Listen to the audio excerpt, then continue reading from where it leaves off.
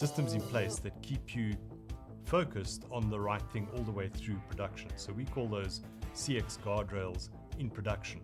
This is the ability to have a checklist along the way as the product is being developed to hold the teams honest.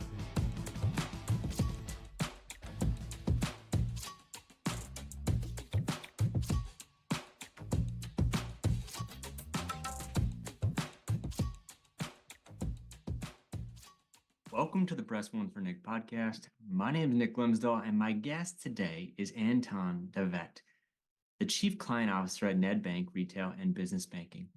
Anton has been shaping the world of banking since 1986 with a particular focus on enhancing customer experiences and integrating client-centered cultures with his bank.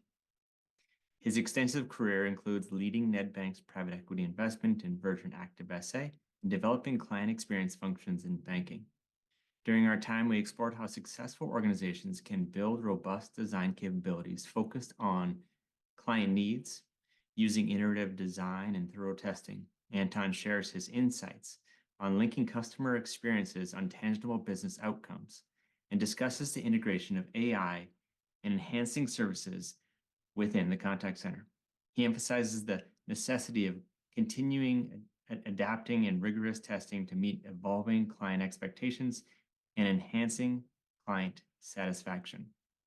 So our conversation kicks off with Anton explaining that successful organizations begin by building a robust design capability. This involves assembling teams with strong design skills rather than traditional banking expertise alone. Such companies focus on understanding and addressing clients' needs through iterative design and thorough testing. I think the start is you've really got to build a strong design capability. So that's from the people, the culture, the practices. You've really just got to make sure that you've invested in the best talent you can find that are design orientated. And working in a bank, those aren't typically normal dyed-in-the-wool bankers. Those are designers. So you've really got to be starting with building that design capability. Then I think the most important thing is to really remain focused on the client need. So what is it that you're doing in those practices to tease out what that client need is, and to prioritize? You get hundreds of ideas. What is it that you're going to be doing that allows you to get to the heart of solving the right problem?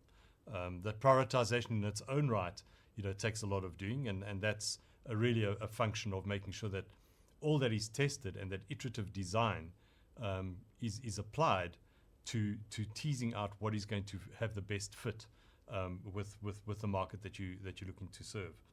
I think another piece that stands out for me, Nick, is a test of desirability. So when we take design thinking methodology, I think banks in particular are very good at doing the technical feasibility and financial viability. And I think we quickly fool ourselves that we understand the third element, that client desirability. So a real trick, I think, in building a strong design capability would be to double click on that third circle of client desirability and make sure that you don't gloss over that, and really hold the organization back to truly test with the same rigor as you do on technical and financial, that we really truly understand what the client is looking for and that your design meets that need. I'd go further, maybe just with two further steps. The next one would be that once you think you've got the right iterative design initially at the early stages of the solution, quite often as those solutions go into production over time, what you designed right up front can get whittled down, and you can find that the scope gets cut in order to meet time and cost deadlines. So the trick then is also to make sure that you've got systems in place that keep you focused on the right thing all the way through production. So we call those CX guardrails in production. This is the ability to have a checklist along the way as the product is being developed to hold the teams honest and true to what it is that we designed for in the first place. And then I think the last step would be, once done, the job only starts. Once the product is actually designed, developed, taken to market, that's when the measurement starts, and you start the whole feedback loop around seeing whether what you've designed is actually working, as you expected, and obviously looking for further opportunities to fix and improve. Anton goes on to discuss the importance of focusing on what they call the client desirability. He advised maintaining an outside-in approach and why testing and feedback are essential to truly understanding what customers desire. As long as you remain, I think, focused on that outside-in approach, and don't necessarily believe all that you see and fall in love with the business case. Quite often, I think the teams get excited by the prospect of what the solution can land.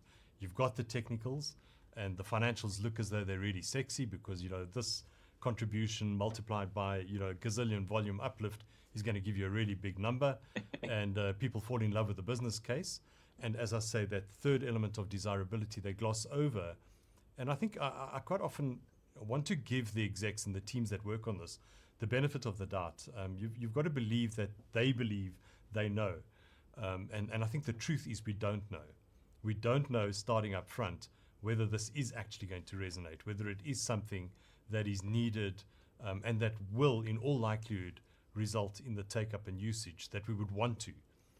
When you get all of those three elements together, that's when magic happens, is where you've hit the sweet spot on solving a problem that is easy for the clients to take up and use, and then you actually do land up with the, even if it's a marginal contribution on a higher volume uptake, that's when the numbers all fall in. So I think just keeping honest in I think starting off with saying we don't know, so let's test and learn and go to the market and start small and iterate your design capability until you've sort of adjusted your fit to what looks more likely to be taken up. Whether that means you're using prototyping or testing or sample bases, you've just got to have some means to be able to get that feedback from the very market that you're hoping to reach for that validation of what you assume is this client desirability. When you take those two elements we spoke about, the technical feasibility and financial viability, there's so much richness in the robust testing of those two elements, and they're not questioned. At least if I talk from a bank perspective, to be able to get something built from a technology perspective requires a lot of rigor and testing and validation from the tech experts, and there's a proven methodology that gets applied to that question. Does this technology work? And there's a lot of rigor that goes into answering that question.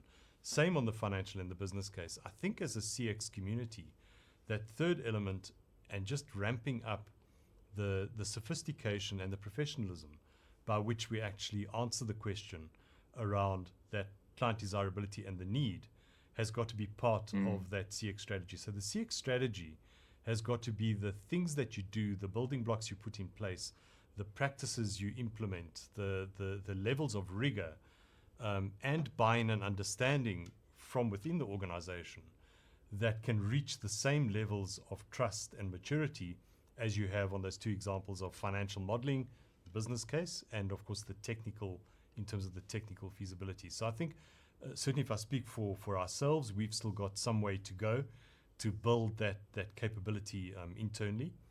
But I think that's a challenge. Anton shares best practices for effectively communicating the value of client experiences across an organization. He points out the importance of linking customer experience outcomes to business results to capture the attention of top executives. I think, again, that maturity I spoke about as a profession, you typically catch the attention of the C-suite when you talk their language. And the language in the C-suite is pretty much the financial targets and the performance. So you've got to create that link between customer experience and that resulting business outcome, which is pretty much where the ears perk up.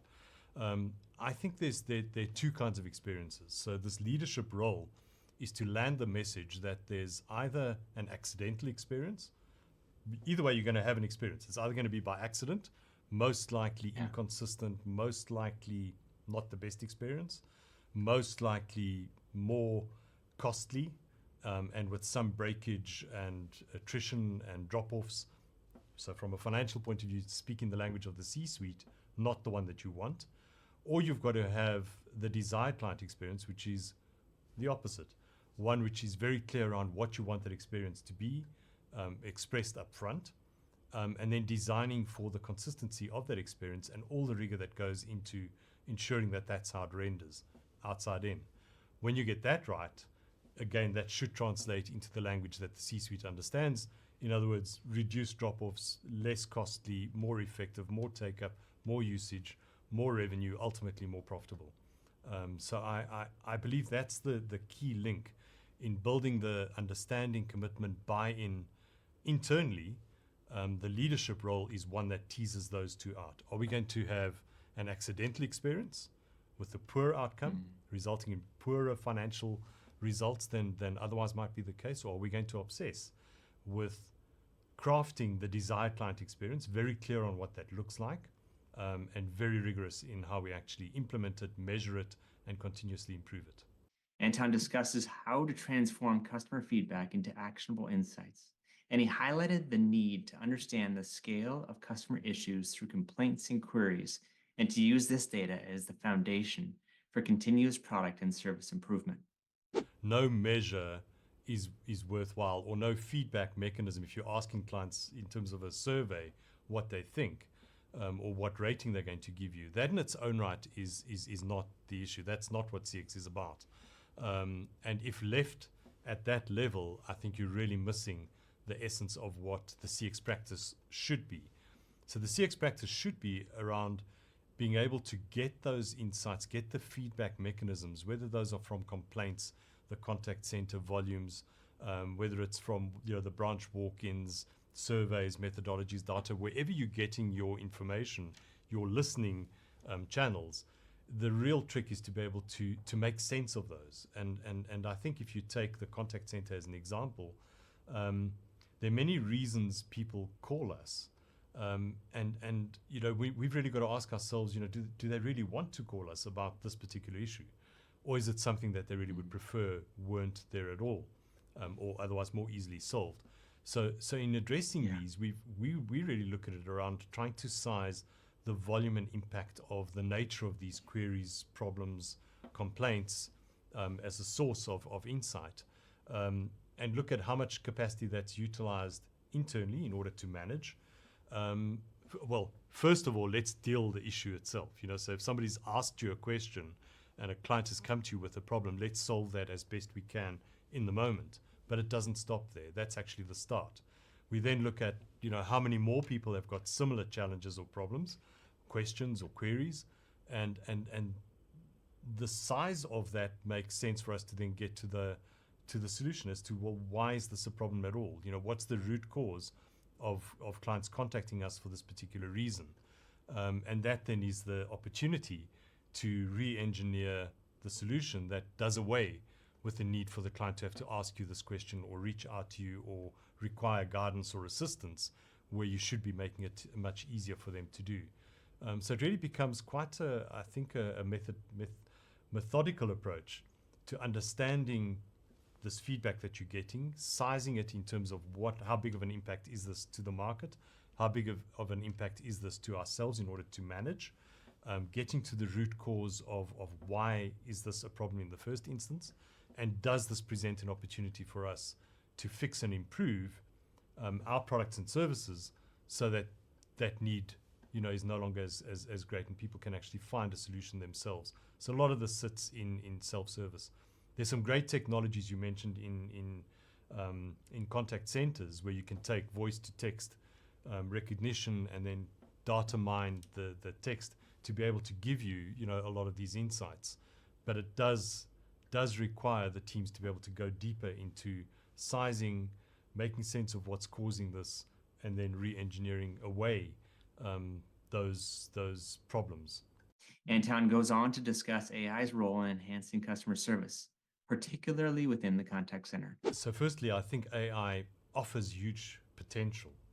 Down the line, I can see that AI can certainly assist the banker on the call to do a better job at servicing the client in the moment. But we've got some way to go. The best applications we can see of AI at the moment, as this evolves and improves, are probably the large language models, where you've got the likes of chatbots either assisting or not assisting, in their attempts to try and help clients along their way, more in that self-service opportunity, as you explained. And that's got to develop and mature and improve over time as the algorithm obviously learns what works and what doesn't. But in a banker point of view, in a contact center, you spoke about the tonality in the voice, the picking up on the sentiment of the client on the call itself. I think AI has a role to play in helping the banker, guiding the banker in terms of how to approach the client based on that tonality and what it can pick up. And then I think it also can help the banker get to, I'm talking banker, I apologize, the agent. Sorry, Nick, my phone was talking to me there. I'll take it again. AI does offer the call agent the ability to be able to get to the right solution more effectively. I think where the agent has got so many alternatives to consider, and maybe some scripts and the ability to be able to answer the question effectively, AI definitely has a role to play in being able to make that more intelligent. Just help that banker get to the right answer, help that agent get to the right answer based on the inputs that they have. And then other examples of AI in the contact center could even be the kind of the admin follow-up on the back of that call. At the end of the call, AI can certainly assist the banker summarize what was discussed, the key action items that are coming out of it, and maybe even a mail back to the client that summarizes the next steps. So I think the opportunities are enormous, but I think it's early days and we've got a long way to go. Anton addressed how organizations should prioritize customer experience initiatives. He advised focusing on the size of customer pain points and balancing the benefit of potential solutions against their cost and implementation. Mostly we look at it in the context of the size of the pain, and the gain. So to what degree is this a problem in our clients' lives? Sizing it in terms of the number of people that are impacted by this particular piece of friction, or otherwise, the opportunity to make something, really stand out. So it doesn't always have to be focused just on the negative or removing the friction, but making something stand out and delightful. So we really look at sort of the volume impact, the strategic fit of where it is. We look to getting to that root cause and engineering away. And then in the prioritization piece, you've also got to look at the ease of implementation. So size of the prize, the benefit in the uplift that you hope will follow on the back of the CX fix or improvement on the one hand, and on the other hand, the cost and time to implement.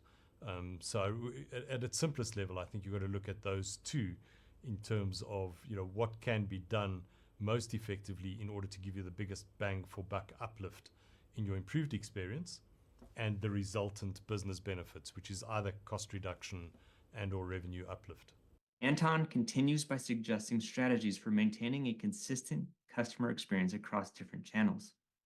This involves setting up a robust feedback mechanism and continuously adapting based on customer and operational feedback. You've got to build that listening chain. You've got to make sure that you've got the ability to be able to get the feedback from your clients. And those are multiple and in very many places. We look at priority journeys and we look at the moments of truth along those journeys, and we're looking at making sure we can get feedback on those critical moments along those key journeys. And it's a process by which you continually roll that out. Sentiment feedback on the one end, as well as operational feedback on the other. And we've got to twin that with the banker feedback itself. So is this easy for the client, easy for the banker to be able to serve the client, and operationally what's actually happening. So make sure you've got your listening devices out there. In production, you might think of these as sensors along the way of production in a factory. You've got to really know, what is this factory doing right from the start of raw materials received into production and then ultimately into distribution. In banking financial services, not as clearly understood in that process environment, but nevertheless, you've got to be able to make sure you've got these measures in place. Then we spoke earlier on around the measures are nothing more than an opportunity to gather insights. And then those insights have really got to be actionable insights. So make sense of all this information you're getting in, and then rigorously go about making sure you're identifying these opportunities for continuous improvement. And those go against, as we spoke earlier, what is the volume benefit impact of what it is that you've identified, prioritize those fixes, implement them, which is also, I'm glossing over implement them. Implement them in its own right is an awful lot of work in what we call CX delivery, and requires a lot of agitation behind the scenes with your colleagues, making sense of that prioritization, getting the teams focused on that particular piece of the fix, making the case for why it makes sense. And then once you've got that, hopefully finally implemented, again, go back to that listen feedback loop of making sure that what you've implemented has worked and has actually helped the journey, has helped the client get through that journey more effectively with the resulting business outcomes. So I think it's that listening tool, applying listening capability, applying the outside-in methodology, getting really sophisticated around your prioritization, getting to the root cause, identifying the re-engineering opportunities, making the case for those improvements, and most often technology changes and improvements, and then measuring the impact of what you've done. We have something that we've been working on for some time, which is within the same CX capability, within our own CX practice, the ability to be able to create this backlog of CX improvements and have those prioritized for delivery, and then manage those through the systems wherever it may be. So we kind of look at the pain point. Let's just focus on pain points for a moment.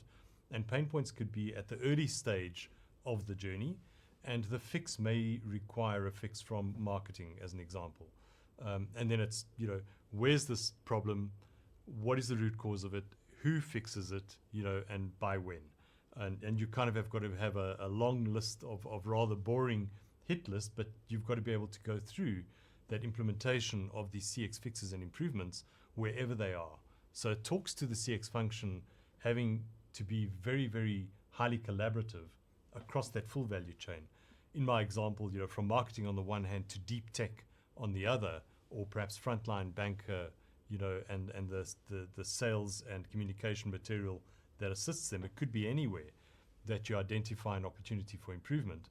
But stopping at identifying it is not enough. We really want to push further and making sure that we keep ourselves honest on where we deliver these fixes and improvements, and then measure the impact of it. So it becomes this continuous improvement cycle of where's the problem, what's the root cause, who needs to fix it, by whom, by when, and you just continuously manage that long list down, and then keep yourself measuring the impact of all that you're doing, so that you can see this lift in client experience and in the business outcomes.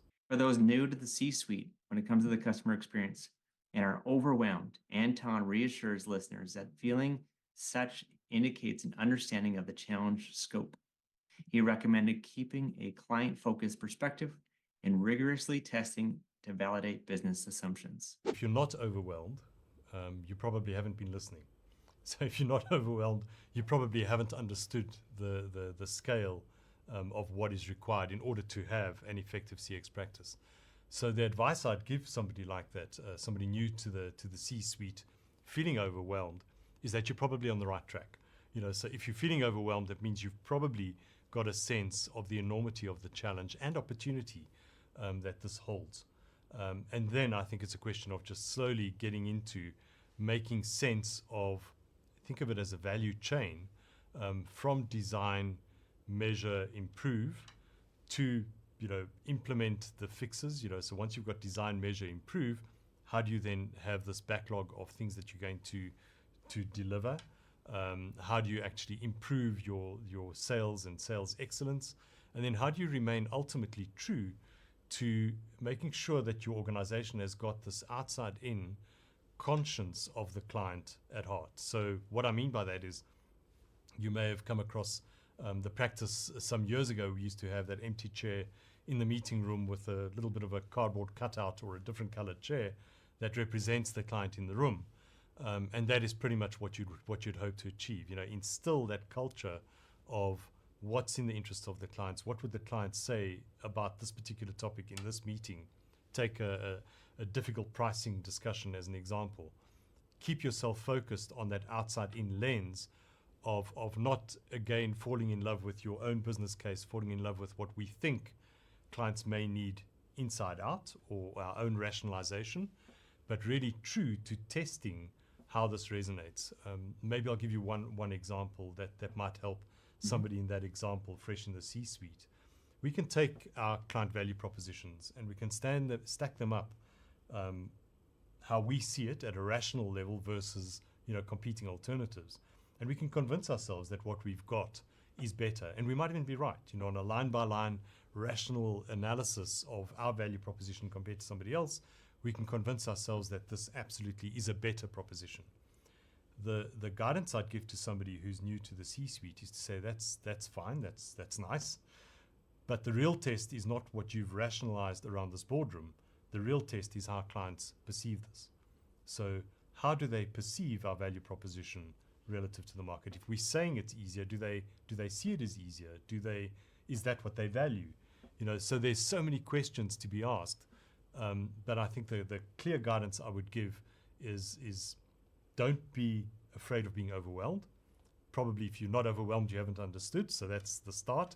And then the second piece, in all that you do, just really remain focused on being that conscience in the organization of what clients really are wanting from you as an organization, and test everything that you do from that outside-in lens. Does this make sense? We believe it does. Well, let's test that from how it's actually resonating, perceived, understood, and reacted upon by the very market that we're trying to reach. In the end, Anton offered insights to enhancing client experience, crucial for anyone in the sector aiming to refine their approach and impact positively on client satisfaction and business outcomes.